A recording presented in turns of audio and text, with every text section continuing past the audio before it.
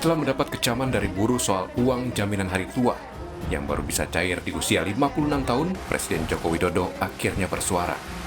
Melalui Mensesnek Pratikno, Jokowi memerintahkan Menko Perekonomian dan Menteri Ketenagakerjaan merevisi aturan JHT, yakni lebih dipermudah terutama bagi warga yang mengalami PHK. Dan Bapak Presiden sudah memerintahkan agar tata cara dan persyaratan pembayaran JHT itu disederhanakan, dipermudah, agar dana JHT itu bisa diambil oleh individu pekerja yang sedang mengalami masa-masa sulit sekarang ini, terutama yang sedang menghadapi PHK.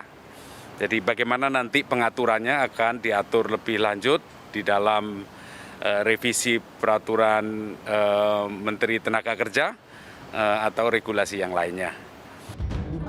Menaker Ida Fauzia telah menghadap Presiden kemarin. Revisi aturan pencairan JHT pun akan dilakukan. Pemerintah memahami keberatan yang disuarakan buruh.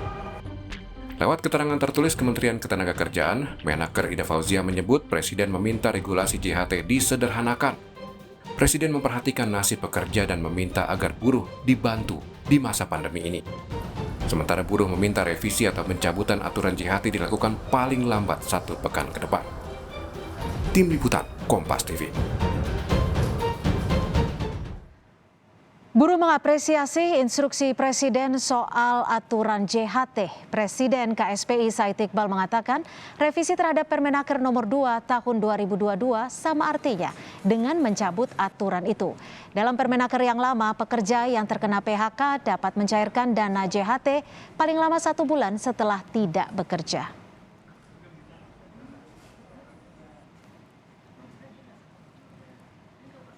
Sedikitnya ada 2 tuntutan buruh kepada Menaker. Bukan hanya merevisi Permenaker nomor 2 tahun 2022, tapi mencabut aturan itu dalam 1 pekan.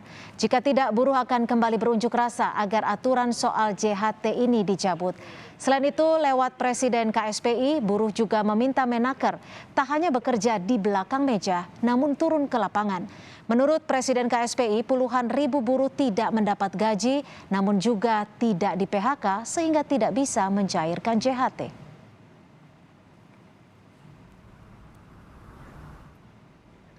Di kantor Kementerian Ketenagakerjaan kita sapa jurnalis Kompas TV Niputu Trisnanda. Putu, bagaimana rencana pertemuan perwakilan buruh dengan Menaker yang dijadwalkan hari ini? Ya, selamat sore Cynthia. Rencana pertemuan antara buruh dan juga Kementerian Ketenagakerjaan dalam hal ini adalah Menteri Tenaga Kerja Ida Fauzia ini dipastikan batal hari ini dilaksanakan. Yang seharusnya direncanakan akan digelar pada pukul 18.30 waktu Indonesia bagian Barat. Sayangnya pertemuan ini tidak bisa kemudian dilanjutkan karena memang pada hari ini menurut keterangan dari Presiden KSPI Said Iqbal, tadi kami mencoba mengkonfirmasi melalui sambungan telepon, kemudian juga kami mencoba mengkonfirmasi kepada pihak Kementerian Ketenagakerjaan ini menyebut bahwa pertemuan ini dibatalkan karena Ida Fauzia saat ini sedang berada di luar kota, tepatnya sedang berada di Surabaya untuk keperluan tertentu.